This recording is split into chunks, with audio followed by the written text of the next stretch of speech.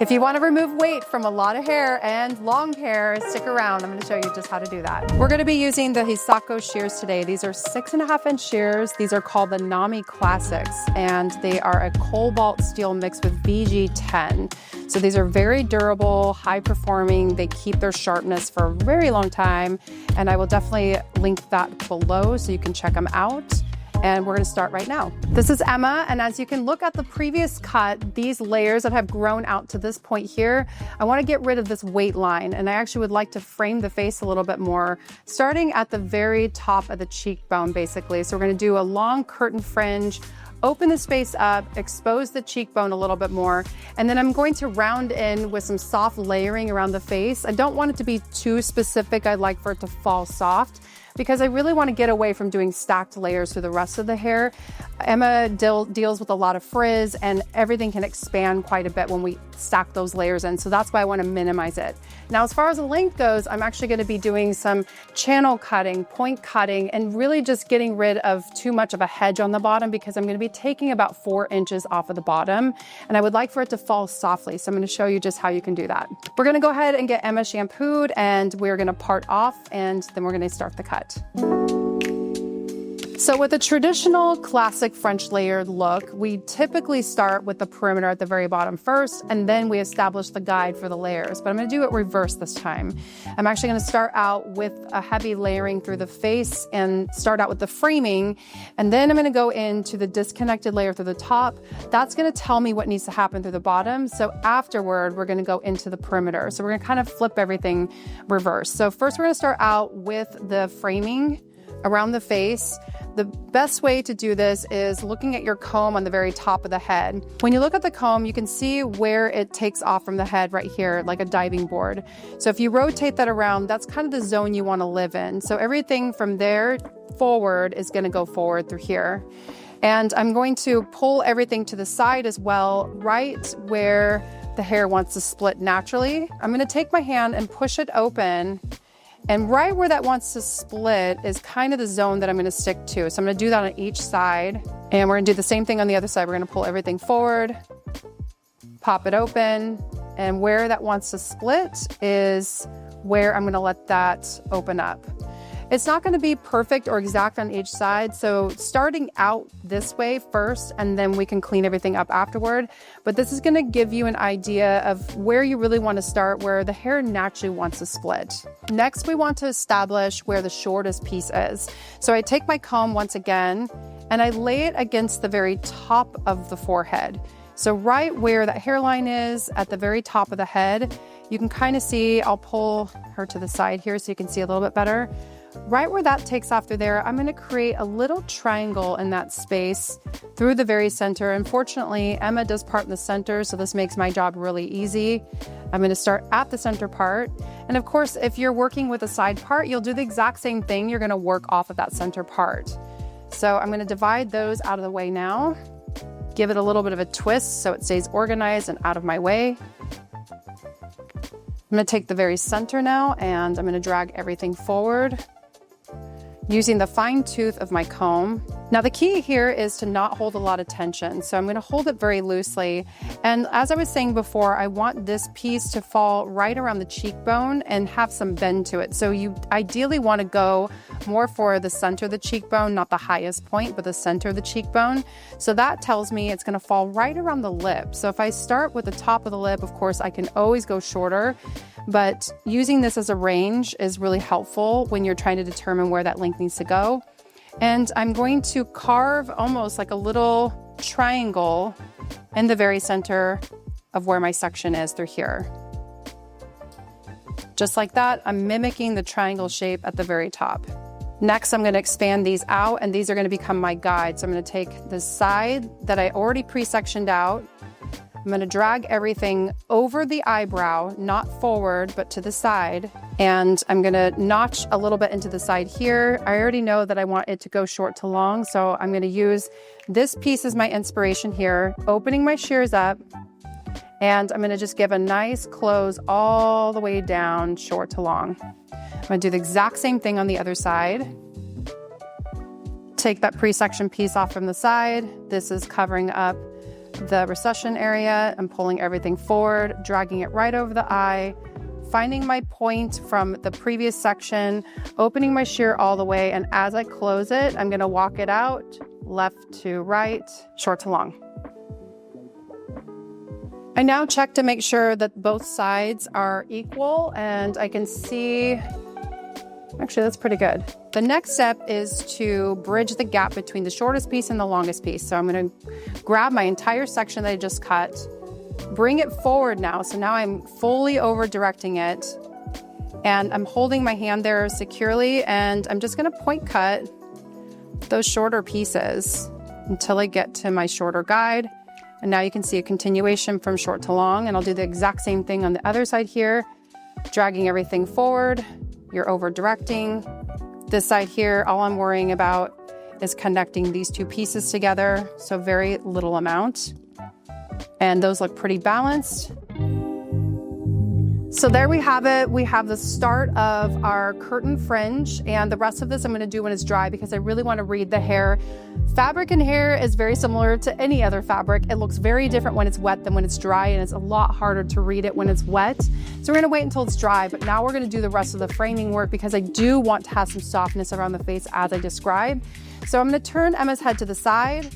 I'm going to pre-section using the wide of my comb right on top of her ear. I'm gonna do some pretty heavy framing through the sides because I want it not just to fall soft, but I want it to still be pronounced. So I'm gonna do that on both sides, head to the other side, drawing a line straight from the top to the top of the ear, moving everything else out of the way. And we're gonna start at one side and then to the other. It's really important when doing this part, if you over direct, then you're gonna be taking more length on than if you hold it where it lives. So because it grows from the sides here, I'm going to focus on this. It's really important when you're doing the framing work to not over direct through the face because then you're gonna end up cutting this shorter than you want to. And then again, when you move it back, you're gonna have all these wispy pieces falling out. So drag everything from where it lives. It grows from the top, so we wanna just make sure that we're pulling it straight down to the sides of her body. I'm gonna give Emma's head just a slight turn so I can see where I'm going. You can actually see the curtain fringe that I started to build up behind the hair, but I'm creating a new line. So I wanna make sure that I'm not cutting into this, otherwise I'll be wiping this entire thing out. So I'm gonna start at that point where I see her old fringe where I see her fringe that we just cut. I'm gonna open my shears all the way, and I'm gonna do a slide cut just through the bottom here, never closing, just bringing everything straight down, all the way until I run out of hair. Now I'm gonna recalibrate. I'm gonna turn her head even more, grab this section once again, and like I said before, do not over direct, just pull everything straight down from where it lives. And as I recalibrate, you can see this nice soft line that's going through here. I'm gonna finish this off. So I'm gonna open again, slide cut all the way down until I run out of hair. And that finishes this part of the sectioning. So we're gonna do the exact same thing on the other side. Once again, I'll reiterate, just pulling everything from where it lives, down through the side, opening my shears up. You want the tip to point straight into the ground. Open it up so the hair feeds into the base of your shear, and just give a nice gentle slide cut. If you run out of hair, no big deal. Pick it back up and start back over again.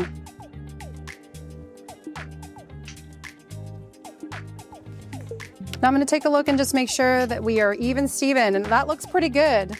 I'm happy with this. All the detail work can be done when it's dry. Sometimes it's better to, I love to say the saying, like it's better to focus on the forest and not the tree. So it's really hard to look at detail work again when the hair is wet. So we're just gonna wait on this. There's one last thing I'm gonna do to bring this layering into the rest of the cut so I don't get lost in it when it's all dry. So I'm gonna turn Emma's head to the side one more time. And now I'm gonna go one fingertip behind the ear. So this is gonna be my transitional piece from the framing into the rest of the length, because as I said before, I'm not building any layers up. So I'm gonna bring all this straight down.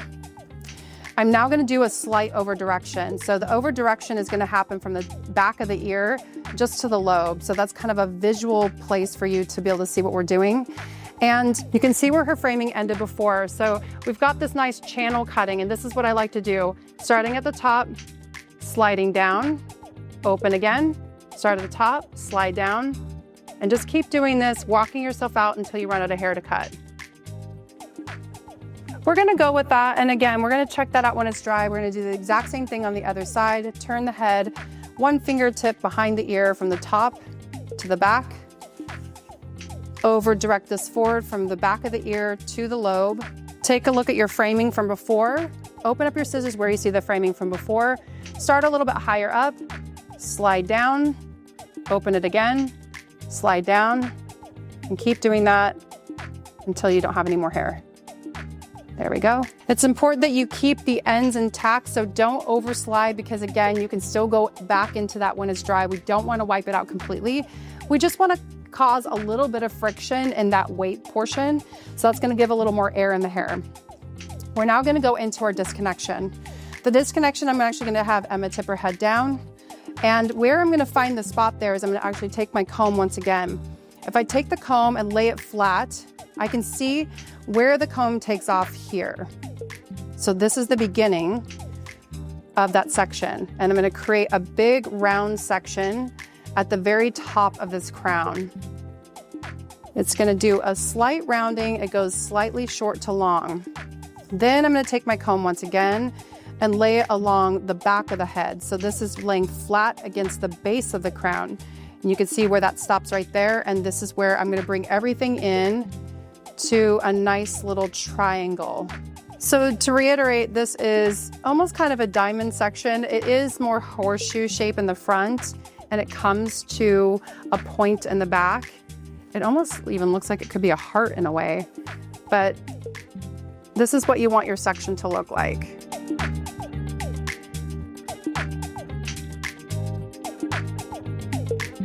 This is a very bulky area to start with, so I'm gonna take this directly in half at the top of the head, and I'm gonna pre-section some of this out. So I'm gonna take this entire front piece here, give it a little bit of a twist, clip this out of the way for now, and we're gonna be working in the back first. This is gonna feel scary when you do this, but you're gonna see what it does when we're done with it. So I'm gonna take everything straight up in the air, through here, and then I determine where do I wanna see this length happen, because I really wanna see movement in the hair, especially since we know that the rest of the hair is just gonna have channel cutting and point cutting. So to determine where I want this length to be, I'm just gonna eyeball it by letting it rest, and I want it to fall right around the shoulder through here. So this is sitting in a good spot. I'm using that as my marker. I'm pulling everything straight up. And this is where you get to have a little bit of fun. You're gonna take this entire thing across the top. This is what's called mesh. So we're gonna go straight across and cut all that off. Mesh is simply just a 90-degree angle, but when you drop it down, you get to see what happens. It spills out and opens everything. So it's hard to see it when it's wet. If I turn her all the way around, you can actually see where that lands. And you can see right here where that falls. Again, when we go in with channel cutting and we take the length off, you're gonna still see that stand out, but it's not gonna feel like a shelf when it's done. I'm now gonna take my clip off and the top section through here. I just removed the clip from the top section, and I'm gonna take part of that section from the previous, just back through here, carve some of this out from my previous section. And I'm gonna grab that entire section through here, and I'm actually going to, instead of cutting horizontally, I'm gonna cut it vertically. So I'm gonna pull everything straight up through here. I have my guide from previous, and this is going to be a slight short to long through here. So your shortest point was the first piece that you cut. The shortest piece is the first piece you cut, so this is shorter back through here, and it gradually gets longer as you head toward the front. When I drop this down and give it a good shake, you can actually see through the sides. Without having cut the rest of her hair, you can see where those pieces land.